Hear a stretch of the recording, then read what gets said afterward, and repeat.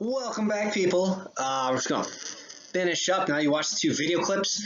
You know about the leaders, kind of the background, kind of look at some of the accomplishments. And one big thing that I just want to make sure I make clear is that we're really only going to talk about until about 1965, because the movement goes on beyond that. In fact, up to 68 is super important, but even into the 70s, you still have activity within the civil rights movement. So it's important to know that. And next week, if you take my option again, we'll talk about how the movement kind of changes as you get into the 60s and 70s, and then also some other social groups that start to become more active and try to assert themselves for rights. So I'm going to go over some of the follow-up examples and some of the accomplishments just to do like kind of an epilogue of what's going on.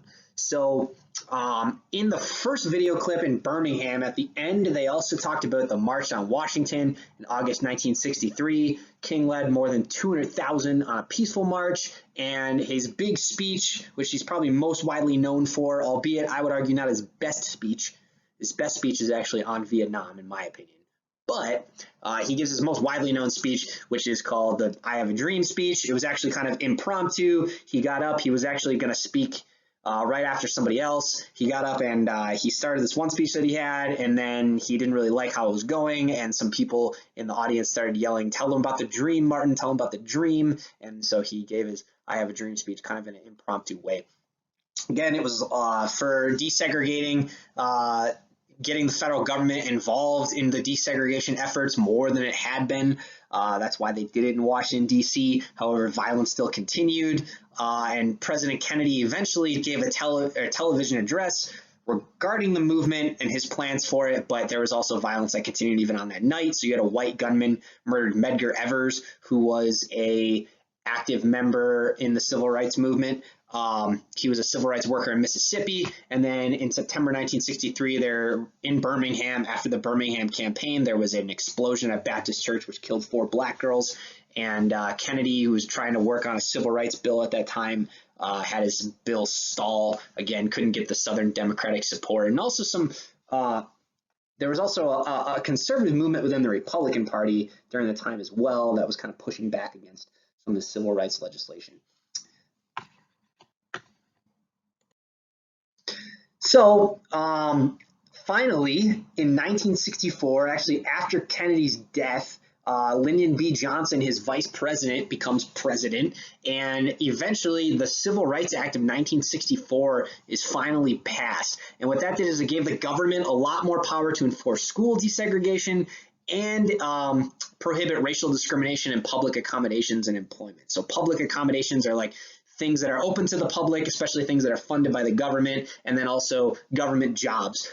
But probably the most important thing is that it made segregation and racial discrimination illegal in the workplace and in businesses open to the public. So I said this in the last video, but Brown v. Board of Education was a civil rights issue related to the Constitution, which only governs what the government can do. It basically said the government can't pass laws that make segregation required. However, it didn't say anything about what private citizens could or could not do. So what this does is this is an actual law. It's called a statute passed by Congress, which says that even if you're a private citizen, if you have a business that's open to the public, you can't have segregation in your store, and you can't racially discriminate either against your employees or against your patrons, your customers. So that was a huge monumental law that got rid of or put enshrined into law that segregation was illegal for people to do, and also racial discrimination. The Civil Rights Act also dealt with a variety of other social issues, which we'll kind of get to next week, but relating to discrimination based on religion, sex, national origin, things like that. However, one of the big things that still remained was the problem of voting. So political power, African Americans in general, especially in the South, still felt very politically powerless. In Mississippi, for example, which was one of the worst cases, only 5% of eligible African Americans were registered to vote. It was similar throughout the South. So there's a couple different ways that the South would attempt to stop African Americans from voting, because the 15th Amendment to the Constitution, which was put into place during the Reconstruction era after the Civil War, said you can't deny the ballot based on race. So you can't tell, just because of race, you can't deny people the right to vote. However, the South found different ways around it. So one thing they did is they did a poll tax. So they required that you pay a tax in order to vote. And this disproportionately affected African Americans because they would be more likely to be unable to pay this tax based on the economic poverty that they would find themselves in and the discrimination that was occurring. Literacy tests. So requiring people to pass a literacy test in order to vote, which would be different for different groups of people, usually dependent on your race. They say it wasn't because of your race that you couldn't vote, because you couldn't pass a literacy test, even though the literacy test was completely discriminatory based on your race, or we let a whole bunch of white people in by just saying their name, but you have to be able to recite the Constitution. So here's an example of one from Louisiana. It's kind of hard to see, but they do have some that are available online, but it's not even testing your literacy. It's basically just a bunch of trick questions designed to trip people up, and so they can't be able to vote, basically, if they don't pass this. Just intimidation, like straight up publishing African Americans' names who vote. So for example, Mississippi would publish the names of possible black registrants, so people that were going to register to vote, in local newspapers, to basically just guarantee that some kind of intimidation would befall them, whether that be the KKK burning a cross in front of your house, or you getting fired from your job, or being threatened with being fired from your job if you vote. So a variety of different things that made it very, very hard for African Americans to vote in the South, especially, despite the fact the 15th Amendment was there, despite the fact the Civil Rights Act said you can't discriminate in employment or in public accommodations, didn't really affect people's ability to stop African Americans from voting. So you saw the clip on Selma. The Selma March is very instrumental in getting the Voting Rights Act passed, but even before that, there's a couple things that come through in 1964.